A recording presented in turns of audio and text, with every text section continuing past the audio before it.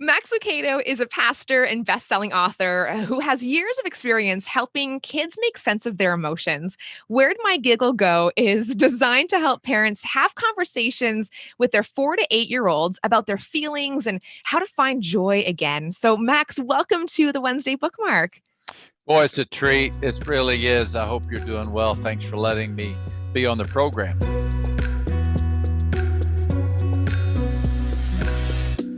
So, first of all, the idea for this book, I believe, started with a conversation with your grandkids. What did you talk about? I've got the best grandkids. My goodness, they're just a treat. Rose is now 6, and Max, named after you know who, is now 3. I think at the time Rose must have been 4, because the book came out last spring. So she was just grumpy. She was just grumpy. And, we all get grumpy and cranky and have a hard time getting our joy. And so I came up with the phrase that day. I said, honey, I think you've lost your giggle. And that made her giggle. And we started pretending, that we couldn't find a giggle. So we were off to look all over the house trying to find a giggle. So that's where the book was born, is out of the very thing that any caretaker does. We want to help our kids learn to manage their emotions. And I Mm. think we do this by validating the emotion, not just by saying, don't be unhappy or don't be worried or don't be troubled, don't be anxious.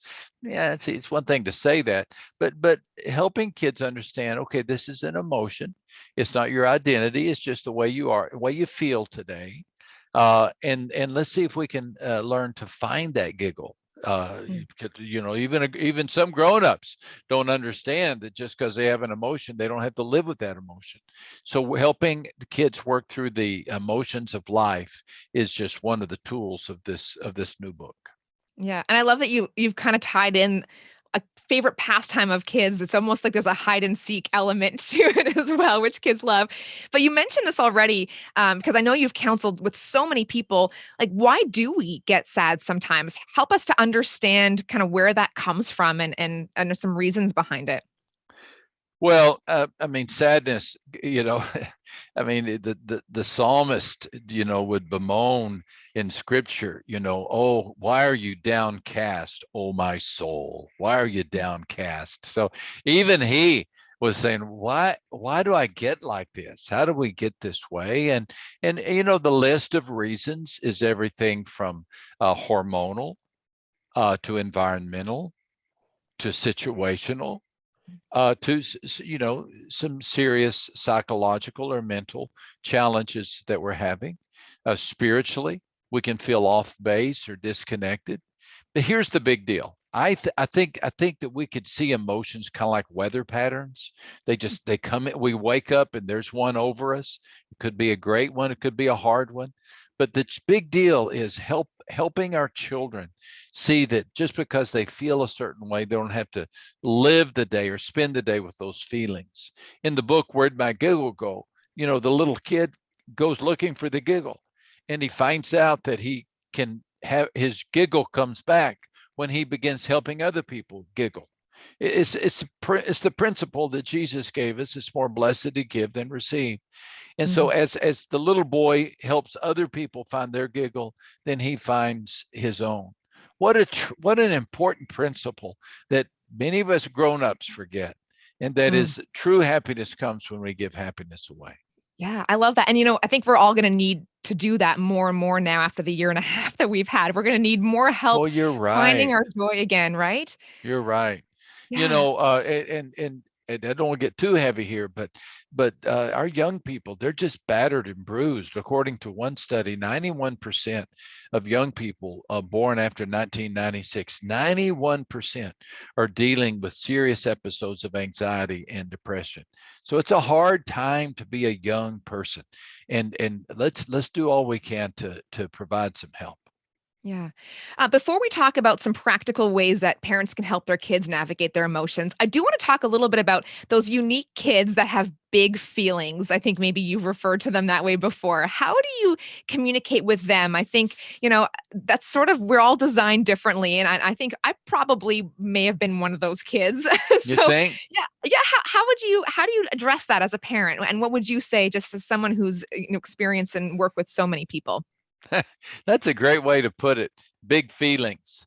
Because the truth is, there some of us feel things more intensely than others. We all land at different spots on the Enneagram. You know, we all have different personality traits, and some people feel things more profoundly and more deeply.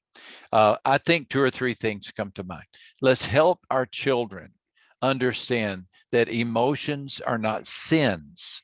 This is especially true with anxiety. You know, we hear sermons about anxiety. Don't worry, be anxious for nothing. And sometimes we leave the impression that if you feel these emotions, you're sinning. Every emotion can lead to a sinful behavior, but emotions are simply emotions. So when we feel something deeply, that's okay. You know, let's learn to process them. And then I think just a second big idea for people who have deep emotions. Let's help this child understand that what can bring us down cannot keep us down. Keep us down. The fact that you feel something deeply is the fact that you're a very deep soul. You have something special. The fact that you feel things profoundly means that there's a depth to you, and that's a valuable trait. That's a valuable trait. And so learn to accept that about yourself and understand that you can work through these emotions. They're not going to hold you down forever. So good. Well, just as we wrap up, like I know we don't want, as you mentioned before, kids to sort of fall victim to their emotions in a way that sometimes adults can. So, what are some practical ways that parents can help their kids navigate their emotions? Well, I think two or three things come to mind. Number one, we got to really help our kids get the good thoughts in their heads. One of the challenges unique to this generation is just overexposure to social media.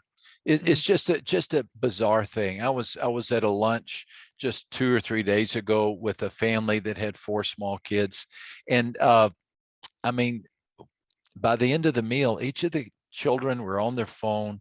And I know it's a help to the parents. I get that. I get that. But I'm concerned as I see so many children turning to the phone for entertainment or for pastime, because the social media is all about comparison. It's all about comparison. And in the comparison game, we always lose. Either we feel inferior or superior. Neither one of those two emotions are helpful. And so we've really got to manage the input that our kids are having. And we got, and the folks I know, you know, it's easy for me as a 66-year-old. My kids are grown. You're saying, Lucado, you don't know how tough that is. I probably don't. I probably don't. However, that very tool that can be destructive can also be instructive. If your children are going to be filling their mind with thoughts through social media, you be the one who patrols it. You be the one, mom and dad, who says, okay, these shows you can look, these shows you can watch. That's huge. That's just necessary. We have to help our kids understand that during these formative stages of their brain, you can't think of the thoughts that everybody's telling you to think. Yeah, yeah. And I know, just to touch on it briefly too, there's a lot of highlighted words in the book that help kids understand how to kind of give a language or a word to how they're feeling. And I think that's Good another point. really great tool. Yeah, yeah, yeah. And I'm so glad you mentioned that, Care, because that's the advantage of books like this, and that is we give our kids a point of reference. You know, even to this day, I can go to my granddaughter and I can say, Rosie, where's your giggle go? And she'll giggle. She just thinks that's the funniest phrase. Well, we have a common vernacular now. And so children's books are good. One of the blessings of a children's book, it gives you it just gives you a vernacular. It gives you that repeated phrase, that tool that you can use with which to connect with your child. That's so good. Well, it is one of those books that kids are going to want to read over and over and over again. And the more that they do, the more that they'll predict and respond to just the journey that the main character is going on. Once again, it's called Where'd My Giggle Go by pastor and bestselling author Max Lucado. Max, really appreciate your time. Thank you. Thank you, Care. You do a super job, full of energy and great questions. Well, it's great chatting with you. Appreciate it. Thanks.